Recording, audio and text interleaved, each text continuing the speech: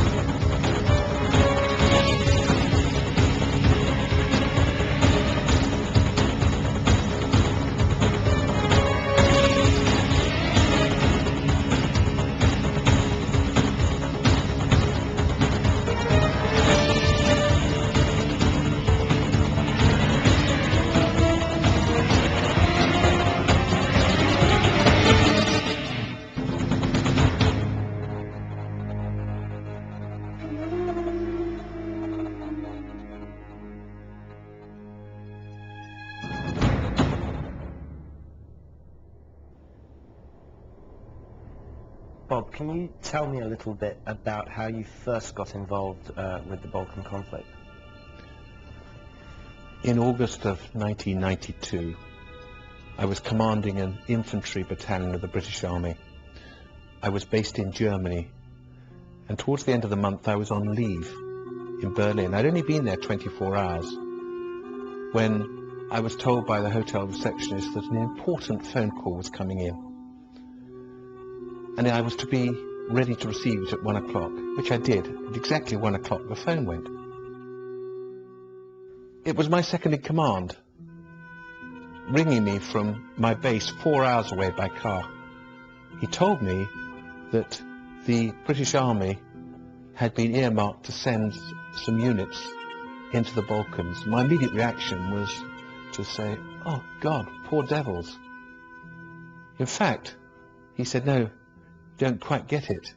It's us. We're being nominated. And in an hour and a half, you're going to be named in the House of Commons as the commander." My heart sank. I thought, oh, goodness me. I'd seen what had been happening there all through the summer, and it looked like sort of Kafka. It looked totally anarchic. And I thought, how am I going to deal with this one? What's going to be my approach? I just hope we just can get through today to the people, and get on with what they're doing. You see, 10 years before that, in 1982, as a young major commanding 120 men, I'd lost 6 men killed and 35 wounded in Ireland. And I knew what it did to me. And it seemed to me that I was just about to be pitched into a situation where the chances of me losing quite a lot of men were very great. So I had a lot of fear. It's not like Northern Ireland. What you want is somewhere that will protect you from the blast, okay? So find a good place. Bosnia was so different to my infantry experience, which was operationally primarily in Northern Ireland over many years at various levels. One of the first decisions I made on arrival was that it was not a war where officers would not be in the front line. You see, the people in Bosnia expected to see the commanders. It was sort of warlord type country. And I decided and realized that I had to actually be something I wasn't. I wasn't a warlord, but I sometimes had to pretend to be. On the ground, in order to get anything done, they often expected the commanding officer to be present. And by the commanding officer's presence, we could get much more achieved. Trying to make sense of a rapidly changing civil war, its commander clear about his objectives. I hope we'll convince all the people that we can be some form of force for stability, just calming the situation down, because we need to have a calm situation to make sure we save as many people this winter as possible. Late this afternoon, the first company of warriors arrived at their headquarters in Vitez. They'd been delayed by blocked roads and had spent a freezing night in the mountains. In the next few days, they start the job they were sent here to do, escorting aid convoys to the besieged towns and villages in the north. This coming week will prove whether the men and their vehicles are equal to this task. I first went into Sarajevo in about November of 1992. It took a long time to get in. Sarajevo at the time was totally surrounded by the Bosnian Serb army.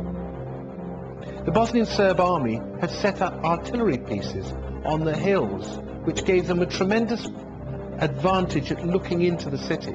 Not just that, they had snipers stood by. So what it was fundamentally like, the people of Sarajevo were living in a goldfish bowl, except those around the goldfish bowl could take a pot shot at them whenever they liked. It was horrific. Now, I went into Sarajevo, and in order to get in, people like myself, the United Nations, were able to do so. The people were not able to get in or out, unless they were very brave. But for me, to get into Sarajevo required us to go down a specific route through a series of Bosnian Serb army checkpoints, and they might or they might not let you through. These men take shelter where they can to escape the cold and the Serbian artillery. The first Serb positions are about 500 meters down the road there, and what we hope to achieve today is to get across there and talk to the Serbs. With a bit of luck, the ceasefire will hold. But as you hear, something is going wrong.